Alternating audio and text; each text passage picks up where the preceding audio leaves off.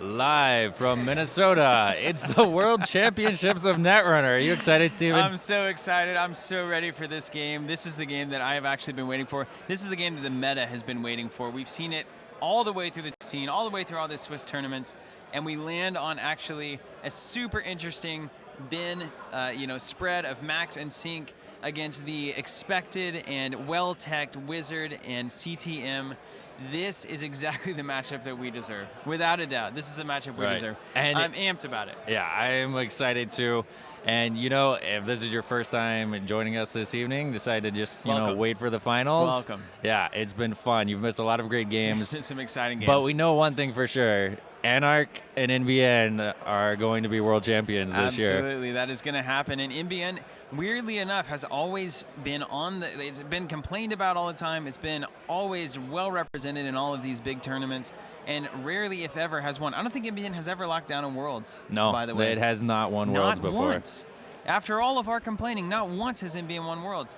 So this is a really a big accomplishment, and it means that Yellow is definitely here to stay, and Anarch in the same boat. Look at this. And, perhaps even more powerful than being Anarch or NBN this Worlds is being from the United Kingdom. That's absolutely We have right. two players who traveled thousands of miles to play someone else who traveled just as far.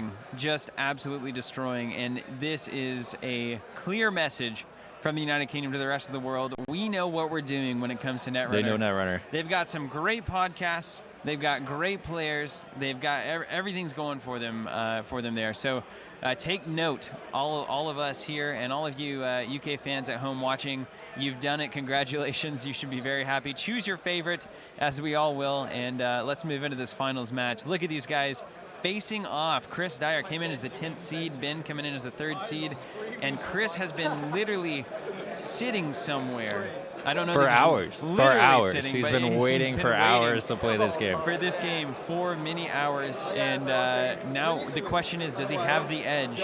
Does he have the intensity? He does have the edge, and I'll tell you why. Because of the double elimination format. Oh, we have an elbow on our camera. Oh, look I'm at sure that. That'll change. Because of the double elimination format, Chris only needs to win one game. One single game. Ben has to win this game, and then he has to win another game. But you know that switching sides after. Chris feels so much pressure. And a big round of applause there for our finalists. And look at, I think Chris does have the eye of the tiger now, actually. Look at him. He is stone cold. He's ready for this. Controlling the message, facing off against Max.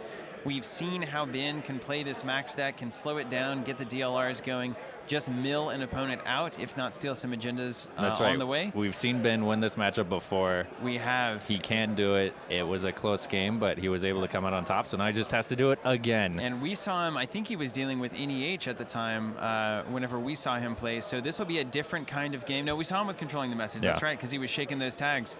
We got a hedge fund kicking it off. That's going to gain 4 credits. We've got ice over HQ and double ice to prevent the account siphon. That's right. Making a statement here saying, I know what you're up to. And a data leak and account siphon off the top. That can be crippling. Yeah. I think he'll be okay. Ben only runs 2 account siphons, so he just lost 1. Obviously, he can get them back with deja vus and same old things. But still, you'd like to draw into him. It doesn't telegraph it to your opponent what you're doing. There's Sure Gamble followed by Wireless Net Pavilion, so he gets a ton of money up front. 2 Sure Gambles. Then establishes the board presence. Wireless Net Pavilion makes everything else more expensive to trash.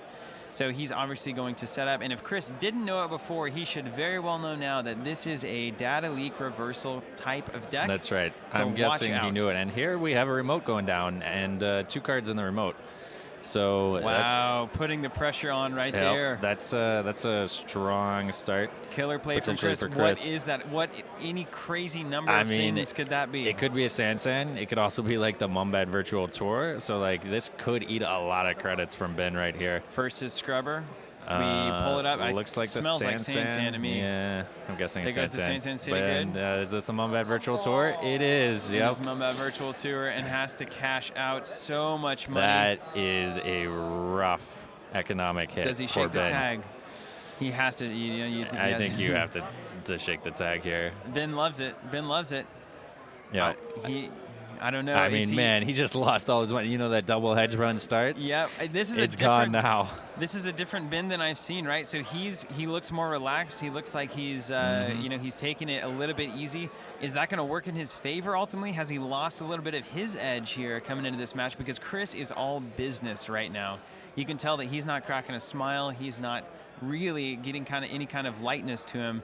And even after that incredible play there, I mean, I think it can. Smiles. I think it can definitely help you to play loose. You know, you don't want to overthink things. You don't want to get tense.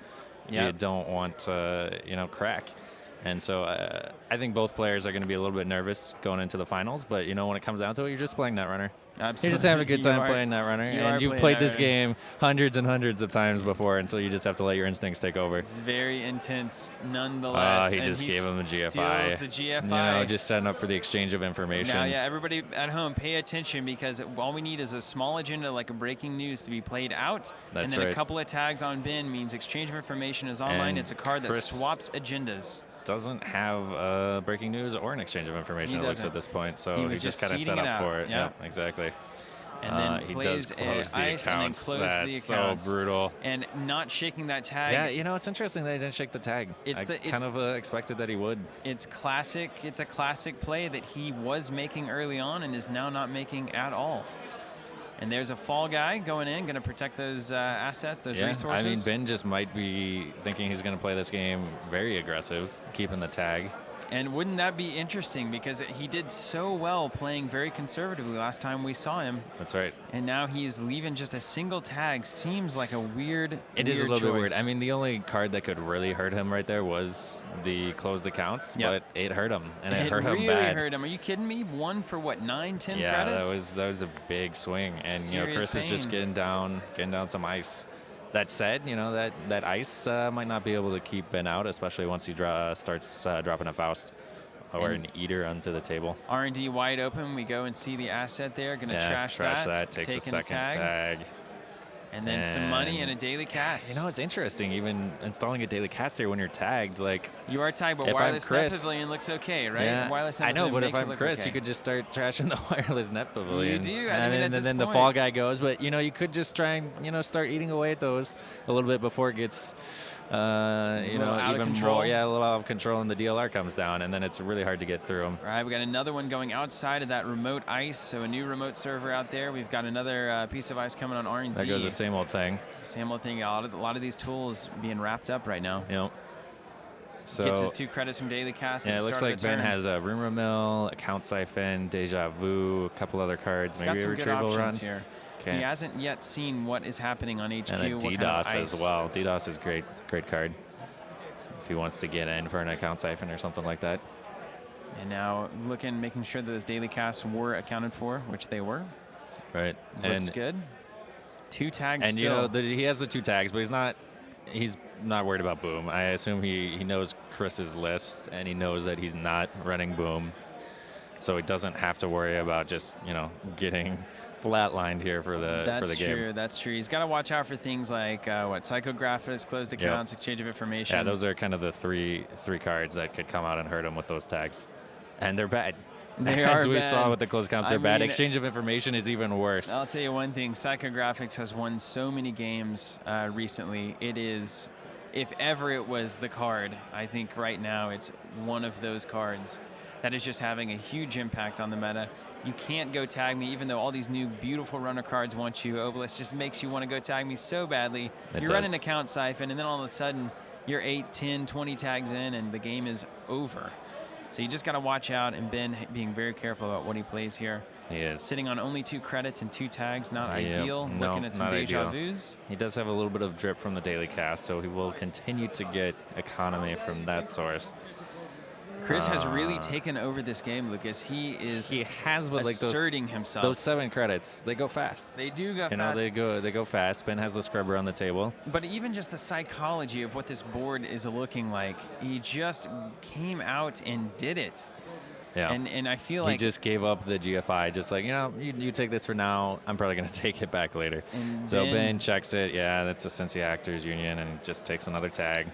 So 3 tags for him already, which at some point he's going to want the tags for the DLR. Obviously, probably doesn't want the tags quite this early in the game because it does turn on nasty things for Chris. Yeah, back over to Chris. We'll get to see if any of those are going to come out. Yeah, so he installs a Jackson. He's going to use them. Second click, he gets to use Jackson. Gets another closed account, so that could be closed a accounts huge in hedge play. fund. Talk about a swing of econ there.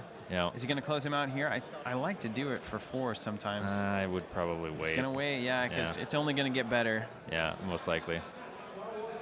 So, draws a card. Ben is definitely in a little bit of a hard position here with those tags. He's not going to clear them, so he's in tag me mode.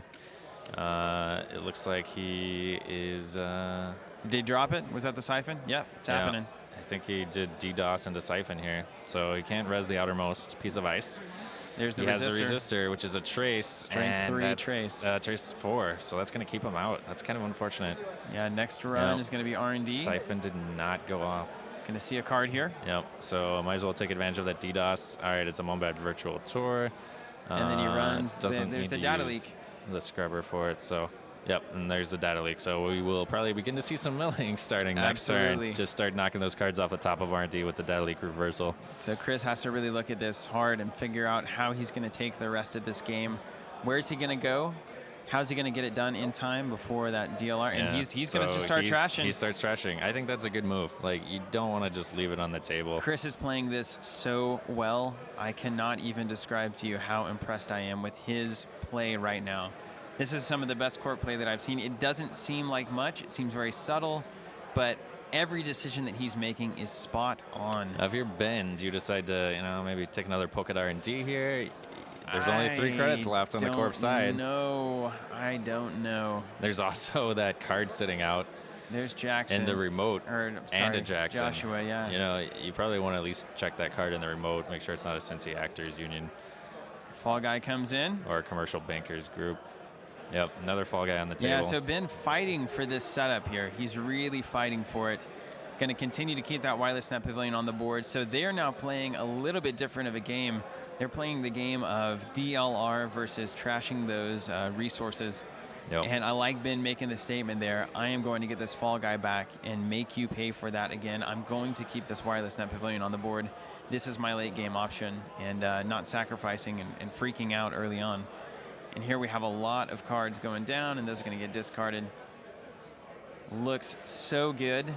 Boy, I just don't know what to say. Ben almost going through the entire deck, and he has yet to really make an impact here, not landed a single account siphon. Yep, he hasn't been able to land an account siphon, and without an account siphon, he just doesn't have a lot of momentum on his side. This is looking very, very tough. Yep, it is. And I mean, it's crazy because like Chris has 0 points, but it feels like he does kind of have control of this game right now. Yes, he does. He has so much control of this game. And a lot of times it is psychological. That's what Dave Hoyland, he does that so well. A lot of times he will just psychologically beat you before you get a chance. There's a pop-up window. Yeah. So, I mean, that's not going to keep the runner out, but it does. All right, going the wrong way. Ben thought he was playing court there for a second. He has to pay a credit, not to. There's Jackson. Scrubber and a credit, going to trash that Jackson. So get rid of the Jackson. That said, Chris can still just shuffle that Jackson back in with his other Jackson. And there's Fall Guy DLR, and then triggers the DLR 2 Fall one Guys. time. So Chris isn't going to really be able to trash this one. Yeah, this is actually getting set up pretty nicely for Ben now. He's swinging back into this. He is. And DLR is going to put a lot of pressure on Chris, and he's really looking at how he wants to approach this again.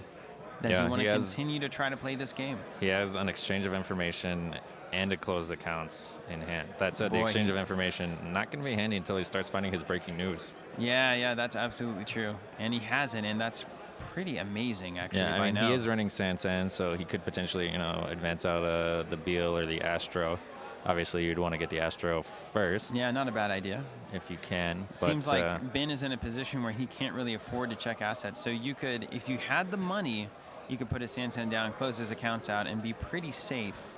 Potentially. I mean, Ben could, with the scrubber credits, potentially take out a Sansan. He could put it together. But if you put an ice in front of it, it's definitely going to be difficult. Yeah, he's already got one on the table. And he does have one. Jackson. Yep. And so he could just kind of, use the Jackson, put something else on that server, potentially start trying to get a Sansan on the table, but he doesn't have one right now. Discard the levy. 2. So does he have a way to get that 3. levy in his hand or to use it? Yeah. I need to see Ben's hand because he has to have options here, right? He has to be able to get that levy. Yeah, I imagine he can get it. I mean, he lost the same old thing earlier. He lost some deja vus. Well, I imagine he has some way to get it back. And look at Ben. He's back in the zone right now. He has returned. He's going to try to trash the wireless net pavilion. So use a fall guy on that one. But he can try to gain some. He's going to have to gain more credits and then try to keep going back in there. Wow, Chris playing the long game here, even pre-levy. He is. Let's see if we can count the number of same old things and whatnot in Ben's discard. Oh, man, good luck. Your eyes may be better than mine for that. Yeah, there's a couple of cards we just can't see. All right, so he has a deja vu. Yeah, so he's fine. It looks like a same old thing, too. So he has plenty of ways to get back the levy. Deja vu is the fall guy. Yep. And then gain some money. He does not want that DLR to leave the table. So, they're playing a little economic war back and forth here. Yeah, this is a total economic war. Commercial bankers group. That could be a nice boon for Chris. Yeah, it's going in for sure. And definitely a Mombad virtual tour, I believe, still there.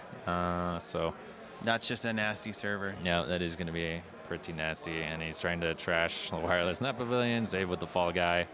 Fall guy is great, prevents your other resources from being trashed. Wireless net pavilion, makes them all more expensive to trash. So and here comes the DLR. Every time Chris does it, that's another 4 credits. Yep, another DLR. He's running low on cards really fast. Yeah. He didn't run it. By that. He got the 3 credits off the commercial bankers. So that was a nice pull and nice play. That changes the math completely for Ben here. That means that he can now start working down into those deep fall guys. And I think he's going to be able to work through the DLR and the wireless net pavilion here pretty quick. So not this turn, though. The question that you have for Ben, what if the game is in archives right now? I mean, it could be. Yeah, it definitely could be. But that ice could still keep you out. Probably not with only 1 or 2 credits like Resistor, though. That's the problem right now. What if, and if it's not, then exchange of information becomes very difficult. It does, right. If you go in too early. But, I mean, he already has the GFI. It doesn't really matter if he has the exchange. Yeah, there's the Mombad Virtual Tour and the Sansan. Oh, wow, yeah. So once Chris gets money, that could definitely be a problem. But, Chris really needs that breaking news before he can even exchange of information into the GFI. Otherwise, it's just no good. Oh, and there's the Jackson right there. I think he was a little bit worried about a Hades shard or something coming down if Ben got some cash. Just wanted to clear that server out. A lot of good reasons there. Yeah, and look at that. Look at that. Like one breaking news and one GFI and one breaking news. Yeah. So only 3 points to steal. So he shuffles in the 2 agendas on the Jackson. Yeah, glad he didn't do that. Yeah. Incredible. So those will go back into R&D. Man, look at that. So now he really needs to get that levy going. Kind of get his deck back in action. Yep. Needs some cash. He does. I feel like this is a good spot. I feel like Ben's doing okay, all things considered. Like Chris has been unable to get a breaking news. Here comes DLR. There they go. Agendas. There they go. 3 agendas. There they go. That's game. That's 5 more points in archives. Game if he knows to go grab it, if Ben can go run it. But we got a Jackson in hand. We do another Jackson in hand. He's going to be able to shuffle those back in. Yeah, you got to install the Jackson. But he's on the ropes because now you're installing Jackson. How are you going to get out of this lock? I mean, that's going to be tough for him. It's going to be tough for him to top 3 cards. Like, look, 1, 2, 3, shuffle these back in. Shuffles the 3. But they're just going to go again pretty soon here. They're going to go pretty soon. Shuffles 3 back in, yep. And there's a serious lot going on here. Chris trying to gain enough money to pull out of it. I just don't know that he can get there. And I mean, that's kind of the problem. Like, Chris just didn't have enough money to get through those fall guys and get to the DLR. Here it comes again. Yep. DLR's all over. The GFI again. And there's the trash. Yep. DLR goes away. There it is. So he stopped the bleeding for now, but he definitely was wounded there. Now he's got some money. He does have some closed accounts. Yeah, let's see. He'll same old thing into the levy. Same old thing to the levy. Yeah, that's very safe. Yeah. And now we're going to start all over again. So Chris has a very limited amount of time to take advantage of this. Yeah, this is a window for sure, but he only has 2 credits, so I can't really take advantage of this window to even score anything other than a breaking news, which he still does not have in hand. Look at that, 2 Beals and an Astro script. That's nuts. He does not have a breaking news. I mean, barring some sort of miracle, like Ben is putting himself in a position to force a second game here. I think Ben I wasn't sure at first, but man, has he really made this happen. Yeah, so Chris just had to install the agenda face down. I just wonder, did Chris have other lines here that would have been better given the circumstances?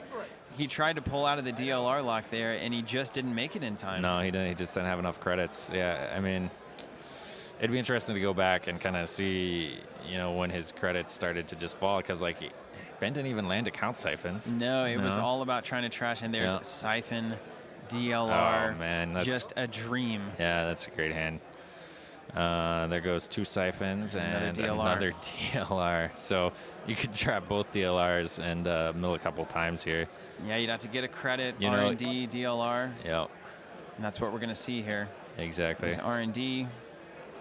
Accesses. Sees a card. There's a breaking news. Steals the breaking news. There's the breaking news. Oh, man. Yep. And drops a double DLR. Double this DLR. is significant. Chris can't trash both of them. There's no way this game is... He could score the agenda on the table. He just drew another agenda, I think. So he had all 3 Beals. Wow, this 2 is... Beals. I think he installed the Astro This is Ben's game right here. Yeah, Chris is in trouble. He's just going to advance, score the Astro, take his token, but there's not much else he can do. There's the Astro. Now he does have Beals in hand, and he has Psycho. I don't know. It looks like there's not many cards left in deck. No, there's not. And Ben can just mill here. Yeah, he definitely should. Just mill 4. 1, 2, 3. So he has like 1 card 4. left. Yeah. So he draws it. It's the breaking news. A little bit late for look Chris. At how ironic. A little bit late. Yep. Yeah. So he can, score another agenda, go up to 4 points, and then that's game over. Yeah, and he's got Psycho, but no money. He's got Beal. Yeah. I mean, he can exchange of information the Astro for a GFI to get a 3rd point. Yeah, that's fair. He could use the token, maybe score. But, I don't see anything. But I mean, there's nothing. There's just nothing he can do. Yeah. So I mean, that's. Score, breaking news, game over. And there it is. Yep, there it is. That's going to be it. That is going to be game. So yeah, it looks like he scored the breaking news, exchange of information. He got up to 5 points. It's not too bad, now but it's game over. I mean, it's game over. Like he loses when he draws. There it is. He did it. We're going to a game 2, guys. We are. We get to see this Sync deck again. We get to see Sync versus Wizard. That is going to be a matchup for the ages. It will. Exciting. Unbelievable. This is at finals. Actually, this is an incredible finals. Yeah. Chris and Ben putting on a show here. I was almost 100% certain that Chris came into this game. Early game looked really, really strong. Really turned when he started to get out of that DLR lock, and just you saw the draining potential of Wireless Net Pavilion, how those credits begin to evaporate. Just wasn't able to get it in time. Ben making those smart plays, deja vu to Fall Guy, bringing those assets back in, keeping his stuff safe, and it ultimately just drained Chris. He couldn't get it in time. And I mean, a couple of times we've seen people just give up GFIs early in the game. I think it's happened twice now against Ben. Yeah, and absolutely. It hasn't worked out for him. Absolutely. Like, it just has not worked out for them. Why would you give it up until you have the swap? Yeah, well, you got to be doing it for a reason. I'll tell you what, though, what we're gonna do? We're gonna get Chris Underwood in here. That's what needs to happen. It's only right that a UK commentator take over for me on a UK v UK game. I think that would be great. We're all going to England. Yeah, so we're gonna make that happen. Let's get some of that accent It's in here. only fitting if we hear a nice accent during the commentary of this finals. Since they've done a full takeover, we may as well just honor it in every way possible. So we're gonna work that out. We're gonna get Chris in here from Run Last Click, I believe, it's the podcast that he's hosting. And that's something to look forward to, guys. So stay tuned for that. Yep, it was a pleasure commentating with you, yeah, Stu. This was a lot of fun. Absolutely. Hello. Hello, Lucas. Hi, it's been a while. You look a little different, Steven. I'm not sure what happened in the last 2 minutes. Well, I had a shave. Oh, yeah. Okay. Yeah, that really changes a person. The rest kind of just fell into place. That's right. That's right. So, wow, we're going to a game 2 for the finals. Shouldn't do that. No, that's okay. Pretty exciting. And man, 2 UK players in the finals. Seriously, you guys man, have taken the tournament by storm. See, the problem was, like, you guys always said, if Ben wins, then, I come on the stream. That's exciting. But Chris Dyer never loses. So that was kind of a problem for me. I was kind of a bit worried. You're like, well, what am I supposed to do here? If anyone can do it, turns out Ben Nee can do it. The marvelous Ben Nee. He can. I mean, that was a fantastic game. He got the mills, and Chris could not get a breaking news scored. Well, kind of shows you what a good meta call the DLR was, man. It was. If you are, on, if you're expecting a lot of CTM, then this is just a good pick. And yeah, Ben, he just called it. He did. Yep. And now we're setting up for a Sync versus Wizard matchup for the Netrunner Championship. If you heard this before. That's right. Yeah. Yep. So Chris Dyer is going to play his Wizard deck, and he does have a couple of interesting card choices in here, like 1 Progenitor, for example, 3 Street Peddlers, 3 Temujins. So we haven't really seen much of that come out today so far. No, the Progenitor is an inspired choice. I would say it's kind of like, if they purge, then you've still got that 1 Data Sucker counter, and you've still got that 1 medium counter, you know. And, this deck sometimes has problems with memory as well, so that's kind of a nice include for that. So it's a nice zero-cost program to throw down. Yeah, and if there is a power shutdown target of 0, targeting net-ready eyes, then, the Progenitor can take that if you need it, Yeah, so that's true. It's very versatile, very, very strong. Yeah, otherwise, it looks like he's running pretty... maybe not the most standard Wizard list, because he's running 2 Paper Clips, 2 Yogs, 2 Mimics, and no Faust, actually. No. I think, I don't know. I think it was him. Yeah. I was talking to him about this, and he was like, maybe 1 Faust backup might have made sense, but I don't know. No Faust. It's a strong list. Well, it's gotten this far. And obviously, it's a strong list. Yeah, I'm not going to second guess it, but it's interesting that he's not running any Faust, and he's not running any Davids either, which we have seen over and over again come down in this tournament. An interesting thing about the kind of standard Anarch list currently, you've still got the I've had worses for those matchups where that makes sense, but like Boom is such a big thing. I've had West doesn't matter in that matchup. It's mostly for draw now. And the occasional, person though we who's did see playing Weston Jinteki. earlier kind of keep I've had worse in hand with a Plascrete and keep his opponent Dean Tran off of Boom. So it can work sometimes. Yes, sometimes against the Boom if you have the right stuff. But yeah, looking at Chris's list, he has 1 Plascrete Carapace, and he's running the Obelisk ×2. So he is able to get his hand size up because Ben is running Boom. So he does have the capability of Boom. He's not running the combo. No. He's not running the combo, but he does have Boom in his deck. So you do have to respect the Boom, and we have seen some people go tag me very early and just kind of risk taking the Boom. Yeah. Which is probably a mistake.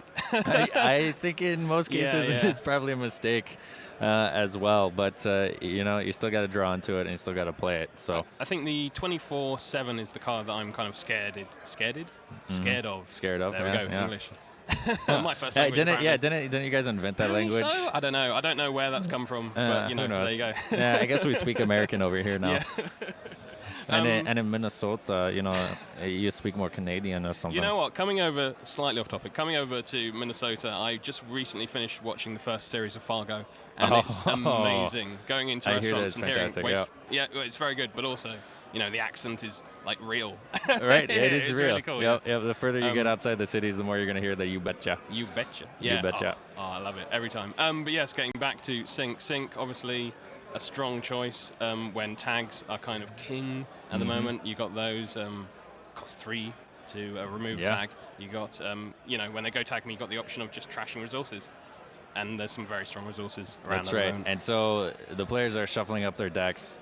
We're about to watch the final game of the 2016 Netrunner World Championships. I am Lucas Litzinger. I'm joined by Chris Underwood from Run Last Click. And we are about to get some hot Netrunner We're gonna get finals action. One of the best games of the year right now. That's right. These two guys. Watch them like Ben, just boom them like second turn now. It's just over. After all this build up. Yes. We'll see. We'll see though, man. I don't know. See, this is the terrifying thing about Ben's deck. Turn 1 scoring a breaking news is not a bad idea sometimes if you've got the right pieces in hand. But yeah, Boom being a trashable operation. That's true. It is trashable. Hunt for it in hand, in R&D, and kind of hopefully get the, protect yourself in that direction. But yeah, Chris Dyer, Ben Nate, clearly 2 of the best players in the UK. And that's right. And the world. The world. Yeah, that's right. Not just the UK. Yeah. This, if you're tuning in right now, you might be like, oh, why are we showing the United Kingdom finals of Netrunner? It's like, no, these are the World Championship finals, and we have 2 kingdoms from the UK. Yes. 2 players from the UK here at the final table. And so here we go. Chris is drawing his starting hand, and Ben is mandatory drawing Yeah, we're seeing two guys here, clearly friends, having a bit of a laugh, even on, the finals table of Worlds. Steady hands. Look at that. Yep. My goodness, so my hands would not be that steady. He drew with his first click, and then he hedge fund and installed an ice.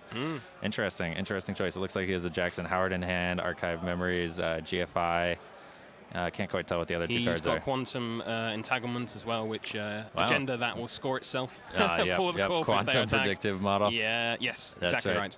Yeah, and 2 programs going into the heap. So that's... Don't mind so much about the paperclip. You don't really mind about the paperclip. No. Parasite's a bit of a loss there. Parasite can be quite good against these yellow decks, which have quite low strength ice. That's so right. Like a resistor early on can just get rid of that. That's really strong. Yep. And so Ben drops the Jackson, draws some cards with it.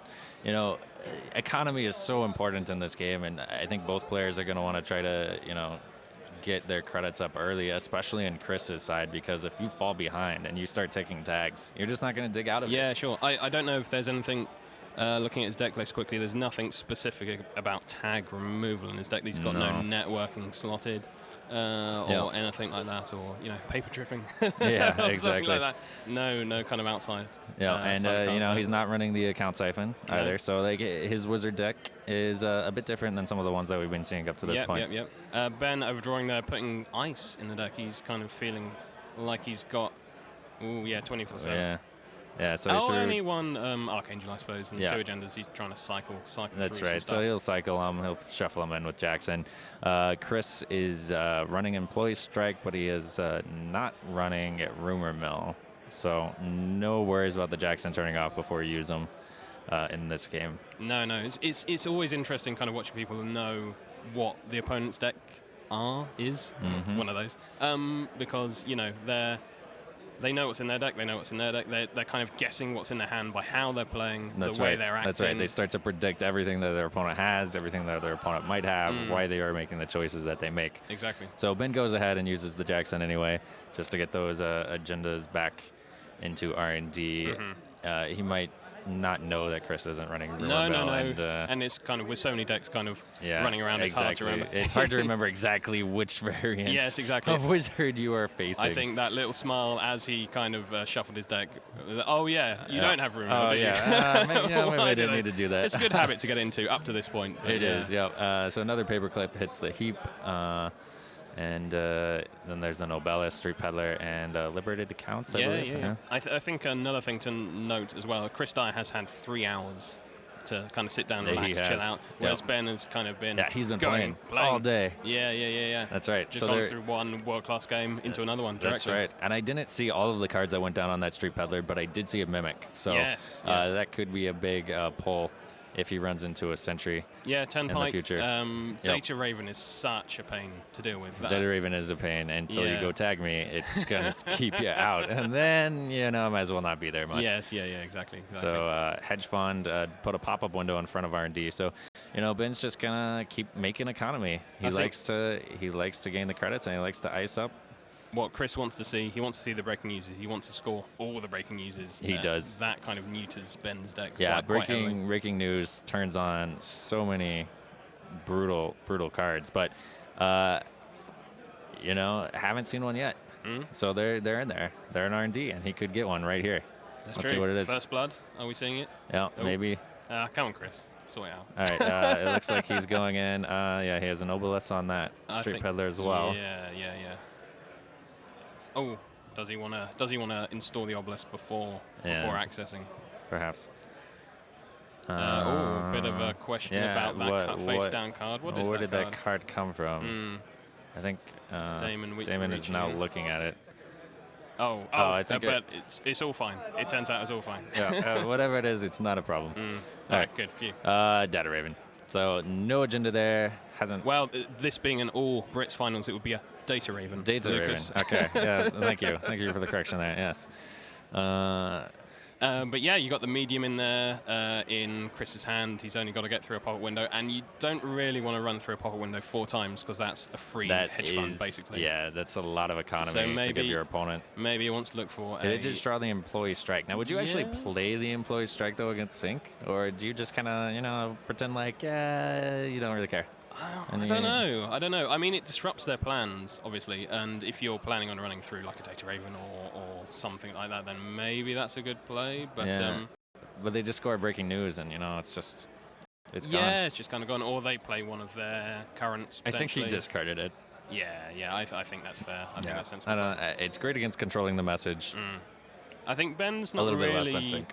Ben's kind of putting together his combo. He's not really putting a lot of pressure on. Yeah, so there's the Data Raven. Data Raven, well done. Thank you, Lucas. No problem.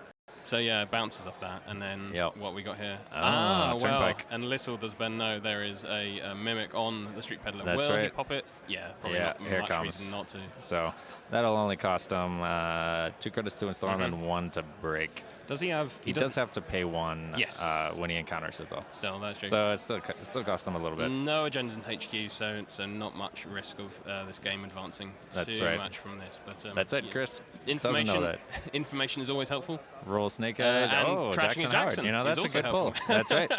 When you're Wizard and it's free, then that's even better. Right. That is not bad. And if you can get rid of the other Jackson, then he's out of Jacksons. Yeah, very true, very true. So, it's a race to find that third Jackson Howard right here. Although R&D now is kind of pretty I guess he's running secure. back again. He wants another peek. He wants to... Or he's rolling numbers that don't exist. Yeah, rolling dice. All right. Okay, so his Jackson's safe. He's got an Arcane Memories. He wants to pull that back or that Archangel if he feels in need for extra. So he took a shot at HQ. Found 1 Jackson, didn't find any agendas, and there's the quantum predictive model that was on top of R&D. So that is a fantastic agenda, and the 15 minutes. Ben isn't really sad if Chris really accesses either one of those at the right time. In the right situation. Right situation. Right now, certainly. with no tags, he kind of wants to keep that quantum predictive model, though, to himself. Yes, most certainly. But yeah, we saw in one of the previous games where that the text on quantum predictive model was very important. It was very important indeed. It can be the deciding factor. And one of the interesting things about the sync deck is it's not running a lot of agendas. Like, it only has 44 cards, so it only needs to run 18 points of agendas. So he runs 1 NAPD, 3 global food initiatives, 3 breaking news, 3 quantum predictives, and 1 15 minutes. So lots of quick agendas to kind of score and hopefully use 24/7 if needs be. Yeah. I think when you're kind of investing that much influence in 2 booms, I mean, that's your primary. That's right. And then he does have the exchange of information as well. Yep. And he can archive memories it back. So he could potentially use it twice to close out the game. He's got lots of avenues here. Yep. So he goes ahead and scores the 15 minutes. I think that's a good call, It sets you up for some future shenanigans with exchange of information. So yes, true. Not a bad play. The rudest play in Netrunner, exchanging on a 15 minutes, then shuffling it back into your deck. That's right. The biggest swing possible. Yeah, it's pretty mean. Temujin contract coming out here, and I think he chose maybe HQ, actually. For this contract. I think that's good. That kind of gets you into HQ. That kind of advances your board state or money state slightly. Yep. And if he can pick up this quantum predictive model, I think he'd be pretty excited about it. Yeah, no. Early on, it's not going to be EOI'd. It's one less thing to burn to the 24/7. So that's right. That would be very positive. I think he's probably hoping for more. He'd love an Astro. He'd love if it was in a deck. Oh my goodness. An MBN deck with that Astro. I know. Oh. I know. It's pretty insane. Oh, and he got a Boom. And he is able to trash it because Boom does have a trash cost of 1. Yes, that's true. And Ben's deck not being the accelerated diagnostic cycle back combo, he doesn't really want it in the bin. But he does have that archive memories, though. He could get it back, potentially, but you do have to respect it. Yes. No. Anytime Chris goes full tag me, then he's a turn away from. If he has 2 tags at any point, he can. That's right. Archive memories. Unless Chris is able to get his Plascrete Carapace online first, which he could draw onto. The other option with Obelis is it does increase your hand size, and so he could potentially take tags and try to draw up past at least 1 Boom. Yes. Oh my god! The number of times you spotted some operations that you'd love to trash. The times you wish you were Kim. Yeah, you wish you were Edward Kim. Yeah. Maybe have a rebirth into it. We saw that earlier. It'd be very effective in another game. But very strong. Chris is not running rebirth, so he is stuck with Wizard for the entirety of this game. And there's a breaking news that comes out, and that is a great score for Ben. super good. Yeah, he definitely wants to see those and does not want to lose those breaking news. They just fuel a lot of shenanigans in this deck. I think in this situation, you got the combo ready. You got 24 in hand.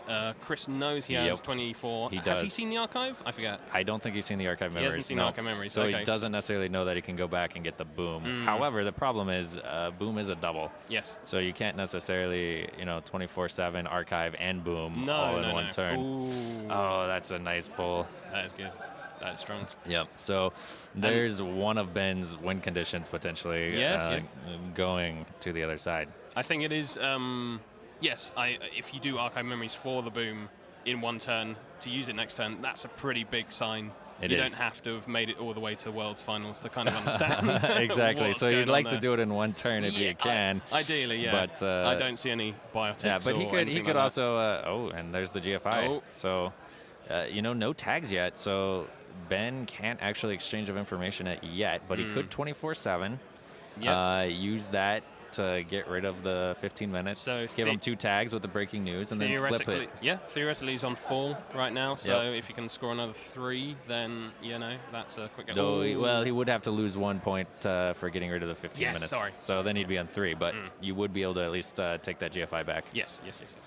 So Parasite comes down on the Data Raven. So obviously Chris is not interested in getting tagged anytime soon. You still have to take the tag for the first encounter if you destroy it with the data suckers, though.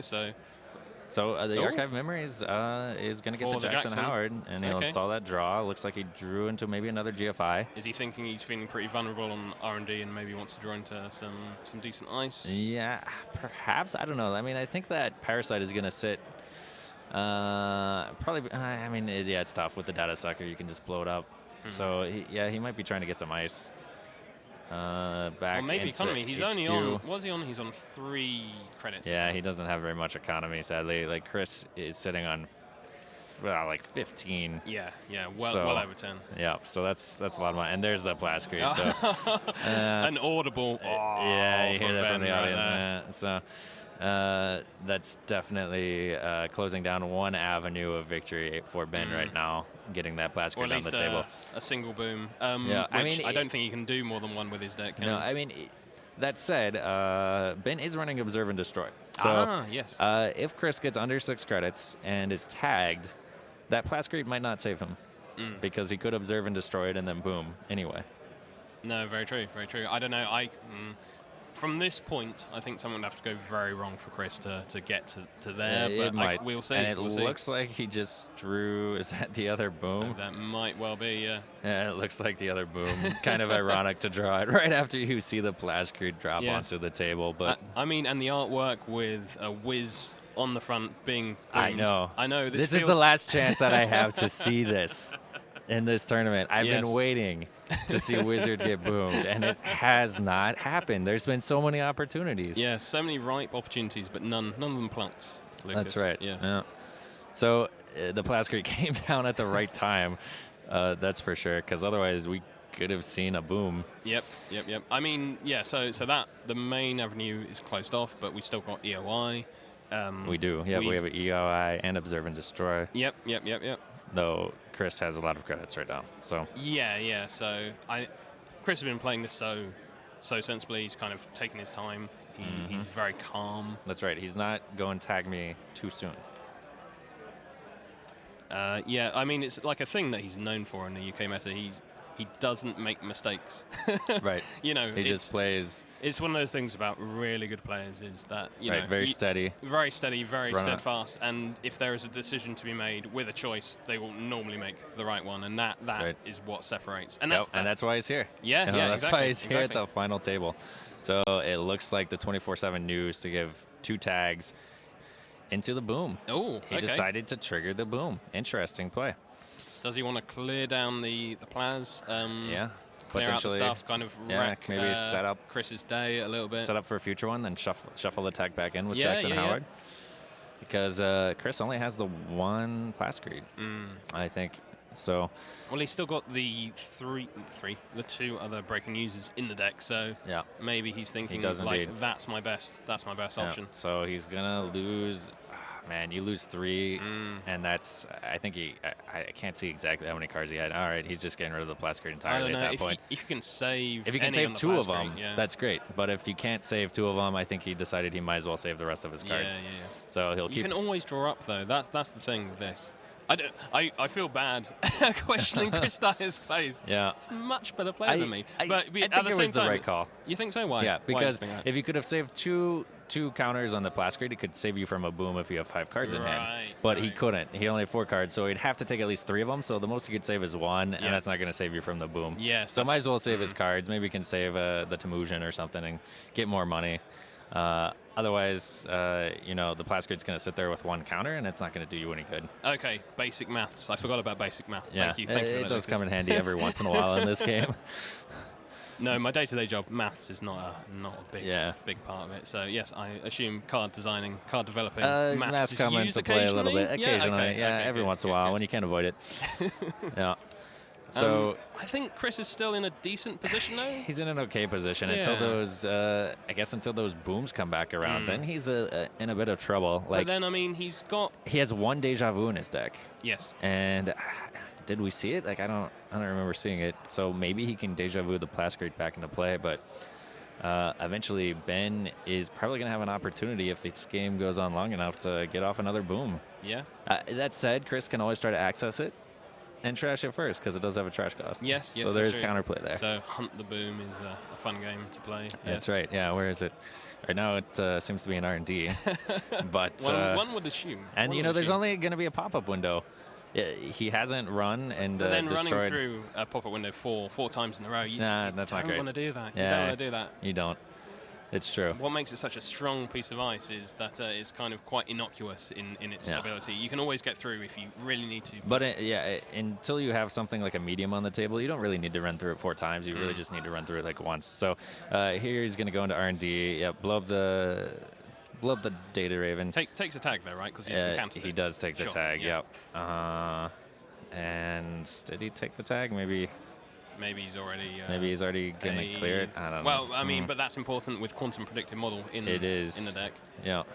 But we'll see. Oh, it was on the. All right, so he did it. He didn't run it into the pop-up window. Yeah, he actually did not. Yeah, he just took it. I suppose you need money to like boom and kind of do the shenanigans that Ben is trying to. Oh, it's back. We said deja vu earlier, Lucas. I think we did. we're having a bit of it on the table right now. It's like, what's going on here? I feel like I just saw this. The stream just skipped maybe That's back right, like back. 10 minutes. Yeah, exactly. All right, so it looks like he's going back into HQ. That Data Raven kept him out. He's on you don't want to 3, pay 3, probably. Nah. I mean, the Data Sucker has so many counters on it, but I don't think it's worth flipping back to hand for all of your credits. Going down to 0 credits as the corp is so bad. Yeah. Is he gonna do it? He's thinking about it. Looks like he's gonna do it. Yeah, might as well. So yeah, he's like, go ahead, flip something back, and there goes the Data Sucker. I think that's fair. I don't know. I'm not sure. Yeah, I was kind of thinking the same thing as you, Lucas. But is that worth the investment of? Well, is that worth going down to 0 credits? That's right. It's so hard to get back from 0. It is. So we'll see if that pays off. I mean, right there, or like right now, the Data Sucker just wasn't doing very much for him. Yeah. Since the Parasite already went off. So not sure if that was the right call or not. Here comes the medium. So that is going to be dangerous. And there's a boom. There's a boom. There. Yep. That's a boom. pretty exciting. So he just needs to score another agenda. Does he have Sands in his deck? He does not. No.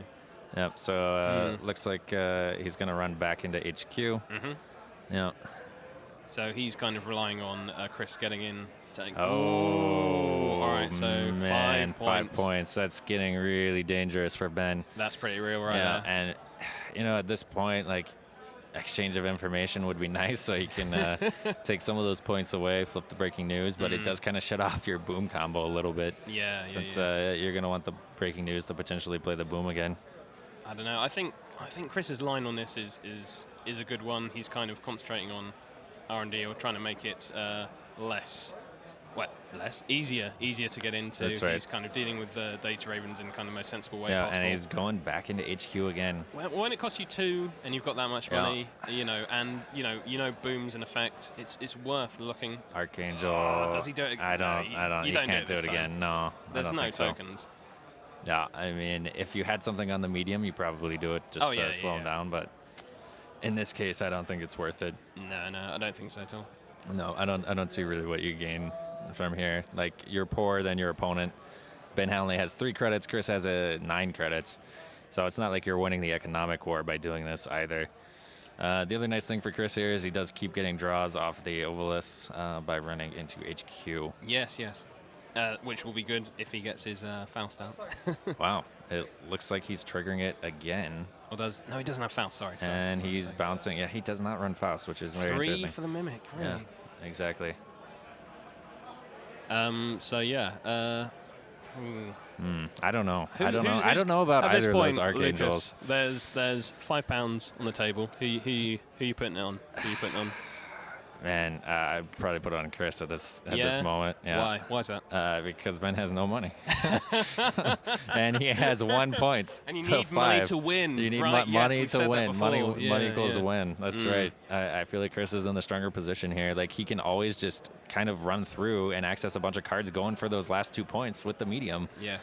As well. So I think Chris is definitely in the driver's seat right here in this game. That said, the right card at the right time, a little bit of boom, and maybe bye-bye a wizard. Yeah, true. But Ben really kind of needs to score another breaking news that Ice Carver before he can actually do anything. That Ice Carver is quite strong. That lets him into R&D if he really, really needs to get in there without, firing the Data Raven. That's true. Yeah, that Ice Carver and Yogg are pretty interesting as well.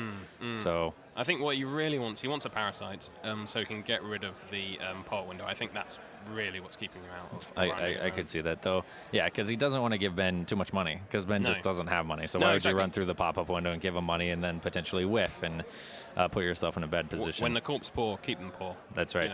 Exactly. So looks like a resistor coming online on HQ. So looks like the paperclip comes out of the heap and breaks it. And then the Turnpike eats another. Look at that money. It's just gone now. Chris's money is gone. Wow. And he accesses the boom. The single boom. Man, that's rough. Wow. You don't want to lose that as Ben. No, it's another avenue gone for him. Although, breaking news is still in the deck, so, they're what Ben kind of really cares about at the moment. Yeah. And he's got the Archive Memories, so... He does. It just makes it a lot harder. He's got some outs. He has a couple of outs. The hard part is, like, he has the exchange of information, but he can't get a tag. Yeah. He just can't get a tag right now. So he can't play it. So he really needs the other breaking news, I think, to kind of have a good chance to even threaten the boom. This is a really complicated game for me, Lucas, because obviously I want both of them to succeed. Right. Yeah, maybe they just keep playing out until it's a tie. Do they share the trophy? Does it spend maybe we can take a chainsaw to it and cut it in half. Either way, the trophy's going back. Take it down the workshop. Maybe they just share it every other Sunday. They swap it around. That's right. There's some sort of ceremony, maybe. Yeah, exactly. We might want that back next turn, next year as well. Maybe we pass it around like the Stanley Cup or something. Yeah, exactly. Oh, he sees that EOI again. He sees the EOI. I think he's hit that a couple times. Or had an imp, though, Yeah, for sure. But Ben's just in a tough position here. Like, he just drew another Observe and Destroy. But again, not going to matter without tags. That's quite a new card. Do you remember what that one does? I can't remember off the top of my head. Observe and Destroy, yeah. So basically, you have to have under 6 credits. And if you have, if the runner has under 6 credits anyway, you can remove a tag to trash any card you want. So it's a great way to knock out that medium or a Plascrete. Just kind of open up the runner for some boom action at the right time. But in this case, until Chris starts running through the data Raven to take tags, it's just not going to do much. Then Chris is content to just sit back, hit HQ, try to hit an agenda.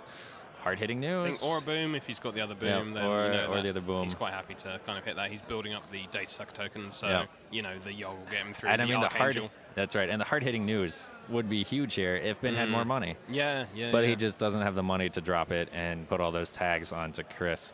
I'm just looking through his deck at the moment. I think the main way he makes money is by having very cheaply rezzed ice. Yeah, Ben basically runs, sweepstakes and hedge funds, and then just doesn't spend much money on ice. Yeah, he doesn't really have asset economy. Well, I suppose the other aspect of it being sync, then the runner's spending more as well because they're removing the tags. That's right. For that extra. So it looks like a Gutenberg actually went down on archives there. Gutenberg on archives. Okay. Yeah, Ben went ahead and took some money. That said, Ben. He keeps having more money than I expect because he stacks. Look at that. He stacks his poker chips so well. Yeah. It looks like one from the top. But he's actually sitting on like a stack of them right there. I think that's a stack of 5. Oh, so it looks like he has 5, but he actually has 9. That's a little better. Yeah, that is a little bit better. So actually, he is kind of getting into hard-hitting news territory here. That's 4 better. That is 4 better. I worked that out using maths. Maths, Lucas. The power of maths comes in handy in this game. And so, he could just kind of try to keep sitting back, hope that Chris can't hit the last agenda that he needs, build up an economic advantage, drop that hard-hitting news, and then go to town. I think what Ben wants to see is breaking news, really. He does. He definitely wants to see a breaking news. He wants to score that. He wants to have 2. He wants to have the 24/7 combo Yep, you threaten that. ready to go. And, so I don't know. And he's just kind of playing the waiting game. He is, yeah. He just reinforced HQ again. And Chris has shown no willingness to go tag me. No. I think you'd be a bit crazy. So the Yogg comes out, which will help him get through the pop-up window. Yeah, help him for draw example. cards as well with Obelisk. Exactly. And the Gutenberg, if that's what is on archives there. That's right, yep. And a little more ice, it looks like, for Ben.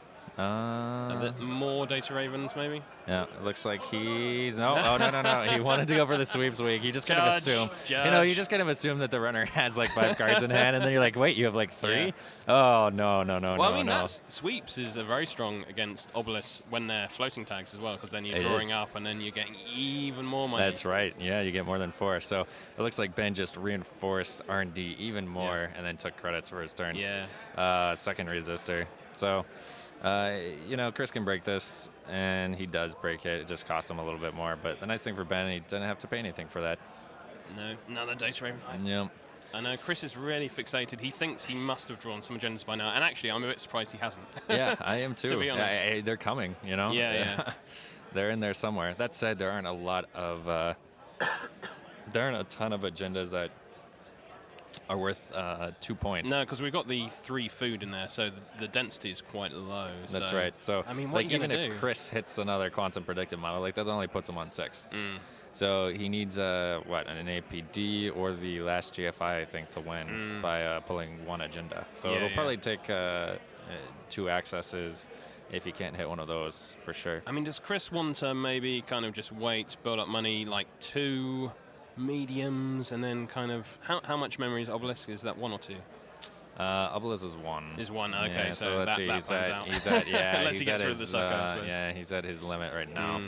I mean, but again, like I like this game plan from Chris. Like he's not gonna run to the Data Raven. He's not gonna take tags. He's just gonna sit back. Ben has to prove that he can start scoring. Yeah. Before he makes a move, because he's up 5-1. And if he doesn't take tags, that exchange of information doesn't come online. Yep. That boom doesn't come online. Until he scores a breaking news, he doesn't really have to worry about it. I think this, us knowing what's in Ben's hand and not having agendas in there, kind of, it's that's right. It's easy to kind of say, oh, well, Chris is clearly making the wrong play, but this is the right play. It is the right play. Exactly. Like, why would he run through R&D? Yeah. And there's no remote server to check. Yeah. So this is the only play that he has to kind of keep Ben honest and potentially hit something. Ben's been drawing so much, not scoring, and, again, not an agenda drawn. This is going to go right. And you're just kind of hoping that Ben draws into agendas that aren't breaking news. Yeah. And that you can then access them from HQ. Because if he draws a breaking news, he'll just score it. Yeah. So, So you're just kind of, assuming that you can get that 3rd breaking news. I mean, especially with like boom in the deck as well, Second or third. So you're looking for that. You're looking for agendas. You're looking for boom. Yeah, that's probably like the 3rd time he's seen that exchange of information. Chris is probably really tired. Oh, Progenitor has gone down. Actually, that is extra memory. So yeah, if he wants to put another medium to make his R&D drop another medium more worthwhile, Yeah, that's not bad. We see the Progenitor dropped, so that's a cool card include. that's not an agenda. Yeah, man, they are just stacked up there, and he really, let's see, how many Jacksons has he used? 2?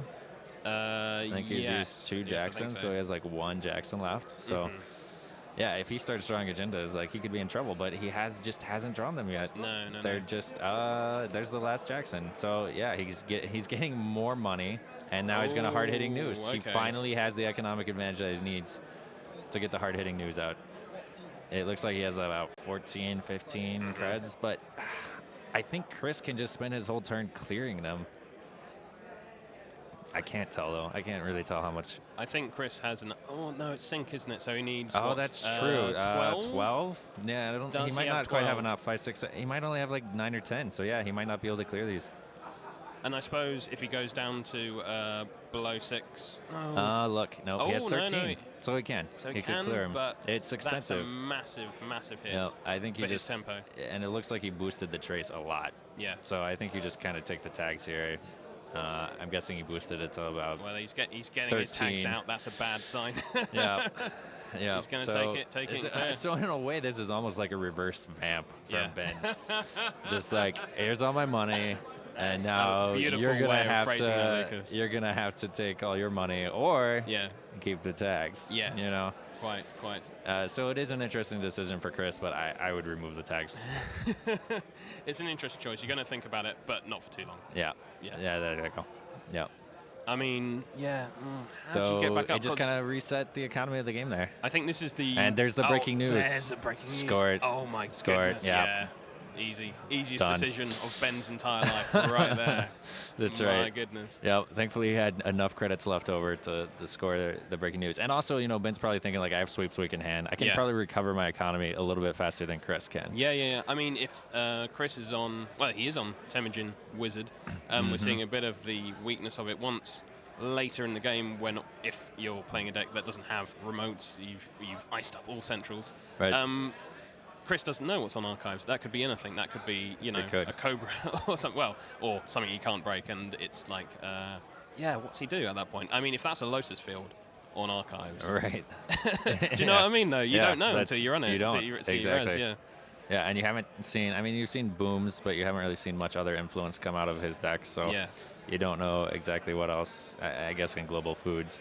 I think what did he do? He clicked for 4 credits, didn't he? Yeah. I think he took some AKA money. the Anarch Sure Gamble. That's pretty sad. Yeah. Doesn't have much other choice, though, to gain money at that point. No.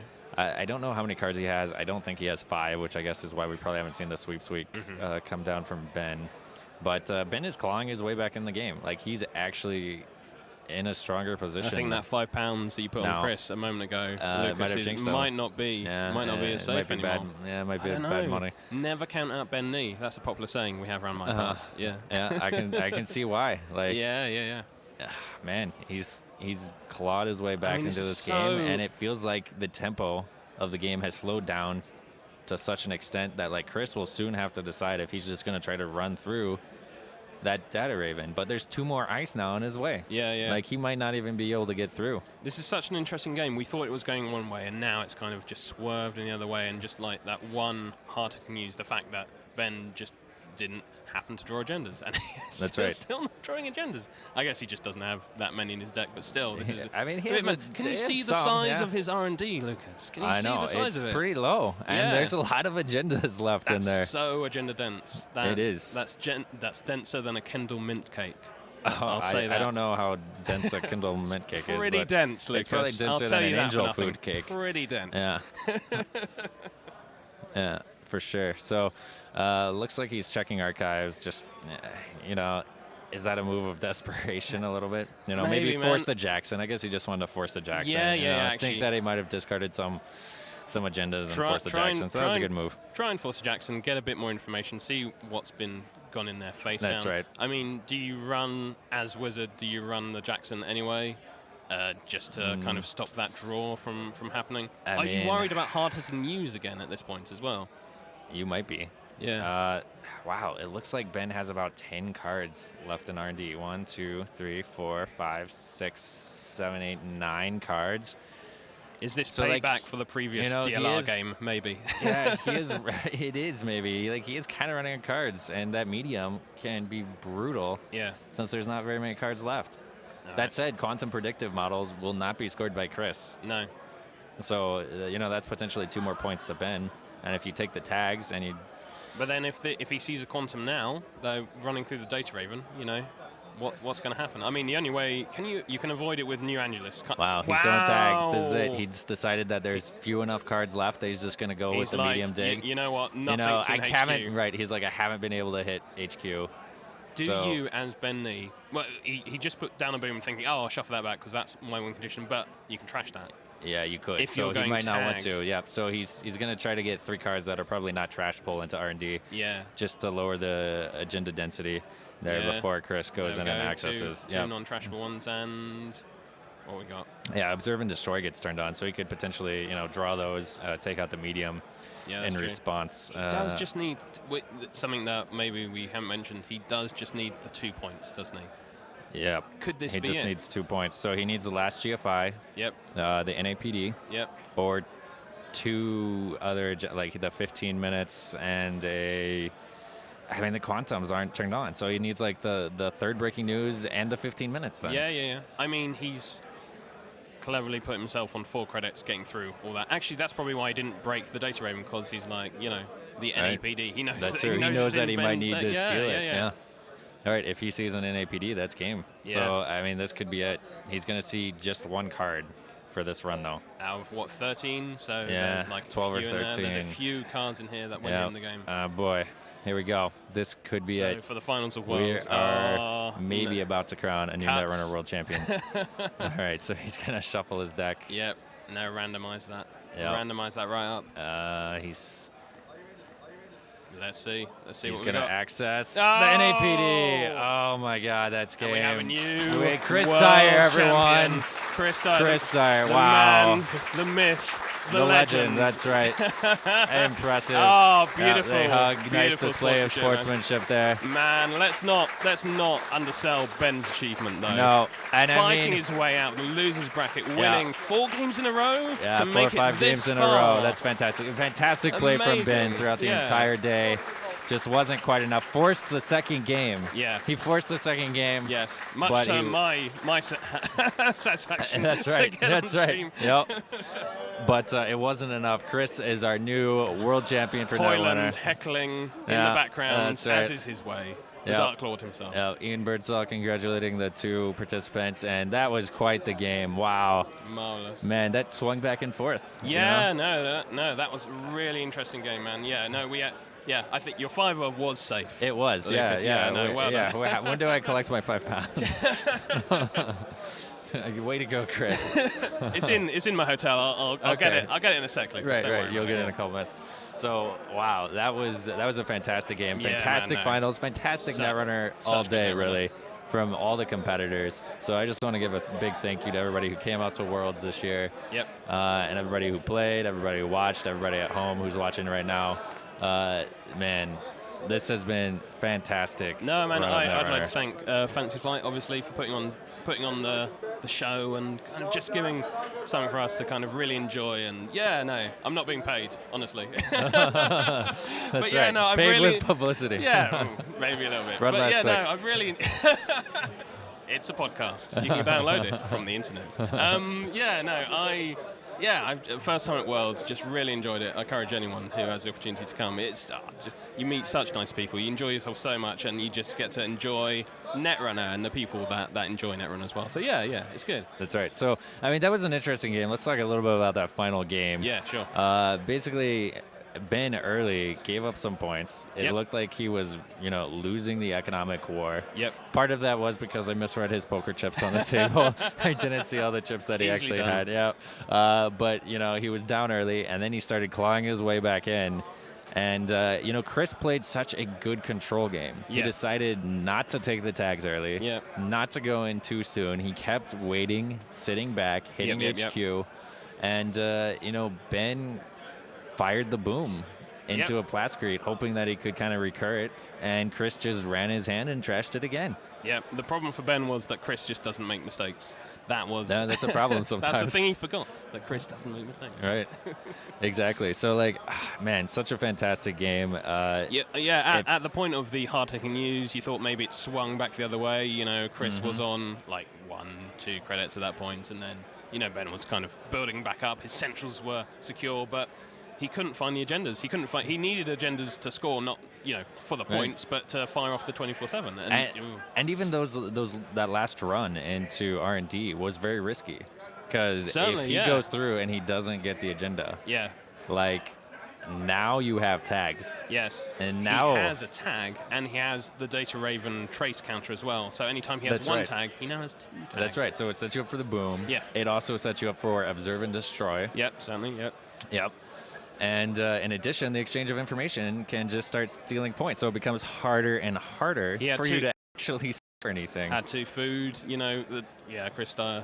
So that was kind of a risky move. Like, you know, he's like, you know, I haven't found any agendas. There must be a lot in R&D. Yeah. Like, I'm just going to go for it. I mean, he'd run HQ enough to kind of know that nothing was happening. Ben wasn't scoring out. Right. He didn't have agendas in hand that he couldn't score, you know, like the NAPD or the final food. So he just knew they were in R&D, and he waited until it was kind of agenda dense enough to kind of make it worthwhile, make it the right decision, which is what, you know, as I've said before, Chris Dyer always does. Yeah. Right, exactly. Yep. So he waited for the exact moment, struck, and he still had the exact 4 credits that he needed to steal the NAPD. Didn't forget that he needed 4. That's right. I mean, so many times sometimes.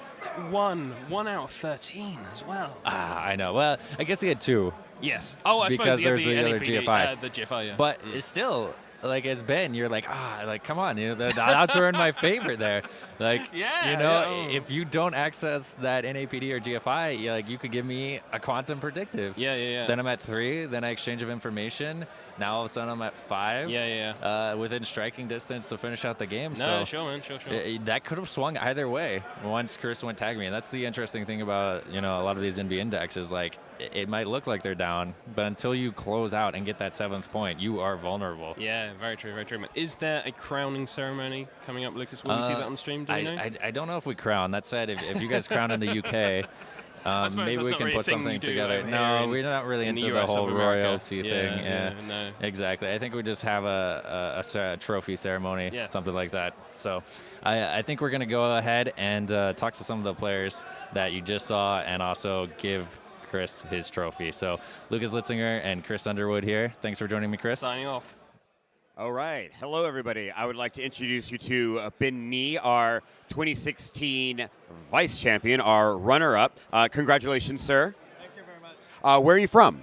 I'm originally from Singapore, but I picked up the game in the UK. That's where I learned, where I grew with the wonderful Netrunner community of the UK. And without their support, I wouldn't be here. So, yeah. Excellent. And what part of the UK do you live in? London. London. Love it. So what were you running, Benny?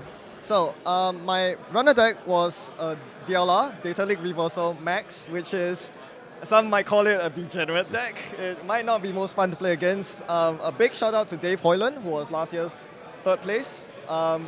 He gave me the idea to play the deck, and he encouraged me to play it even though I was rather doubtful about it, and it brought me this far. Yeah, well, is this your first time at Worlds? First time. Excellent. Well, making it all the way here on your first try is amazing. I'd like to say thank you again. Thank you very much, sir.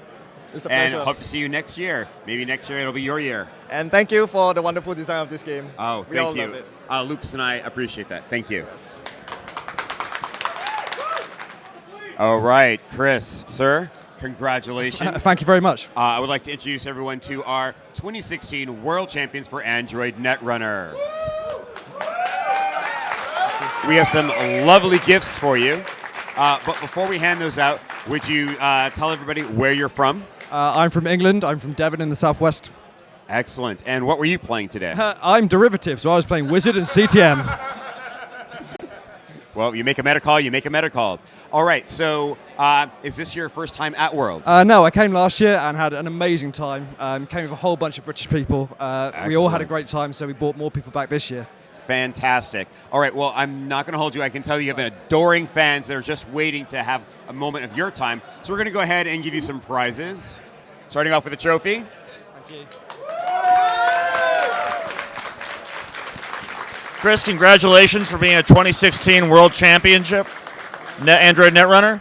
Is your unique playmat, your World Champion trophy to display at your home, and of course, you're going to be working with our card designers to design your very own card for Android Netrunner.